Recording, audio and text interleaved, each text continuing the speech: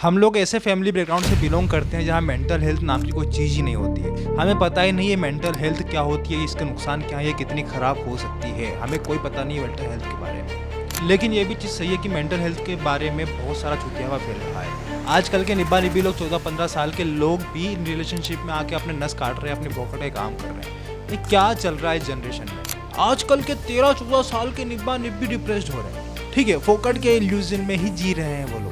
मैं डिप्रेशन को mental health में नहीं गिनता हूँ, क्योंकि डिप्रेशन को बहुत ज़्यादा लोगों ने ग्लोरीफाई कर दिया है, इतना ज़्यादा सर पर चढ़ा लिया है कि ऐसी कोई चीज़ ही नहीं होती है। ठीक है, ये छोटी सी चीज़ है जिस पर आप आराम से बाहर आ सकते हो। इस डिप्रेशन में जाने के बाद आप कुछ थोड़ी सी मेहनत करो और इस चीज़ से आप बाहर आ सकते हो। लेकिन ये लोगों ने इसको इतना सर पर चढ़ा लिया है कि सबसे बड़ी प्रॉब्लम बन चुकी है। ठीक है, मैं एक्चुअल मेंटल हेल्थ के बारे में बात कर रहा हूँ, जो होती है एंजाइटी और ओवर थिंकिंग।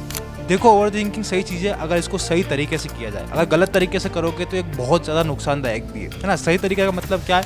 आपका कोई सपना है, उस सपने के लिए आप प्लान बना रहे हो, तो प्लान के लिए करो ओवर थिंकिंग। रात भर सोचो, दिन भर सोचो, कैसे भी करके सोचो अपने प्लान के बारे में। लेकिन उसी प्रकार से जब आप ओवर थिंक आप गलत तरीके से करते हो, किसी लड़की के चक्कर में कर रहे हो या फिर किसी और चक्कर में कर रहे हो, किसी ने आपको कुछ बोल दिया, किसी से कोई लड़ाई हो गई, तो आप उसके बारे में ओवर थिंक करने लग जाते हो। आप अपना फोकस टाइम, फोकस एनर्जी उस चीज़ में वेस्ट कर रहे हो जहाँ पर कोई ज़रूरत नहीं है। जिस चीज़ को बोलना चाहिए उसको आप ओवर थिंक कर रहे हो, तो ये चीज़ गलत है। ये आपके शरीर में और ये आपके दिमाग में बहुत ज़्यादा नुकसान करने वाली है।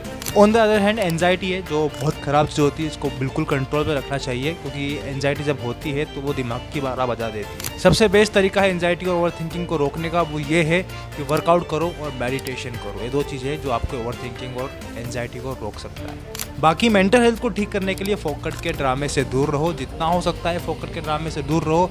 जो कोई भी चीज़ आपके फ्यूचर में काम नहीं आ रही है उसको परमानेंट करना बंद कर दो। उसको टेम्पररी है तो टेम्पररी की तरह रखो, अपने फोकट में फ्यूचर में उसको ऐड नहीं करना है। एक बार मेंटल हेल्थ खराब हो जाए तो उसको सही होने में, उस पर वापस ट्रैक पे आने में बहुत टाइम लगता है। इसीलिए सोचो, समझो और आगे बढ़ो। तरीका होता है, तरीके से चलो और सब कुछ चीज़ें बहुत आसान है। इसको कॉम्प्लिकेटेड बनाना बंद करो, अपने दिमाग को अपने कंट्रोल में रखो।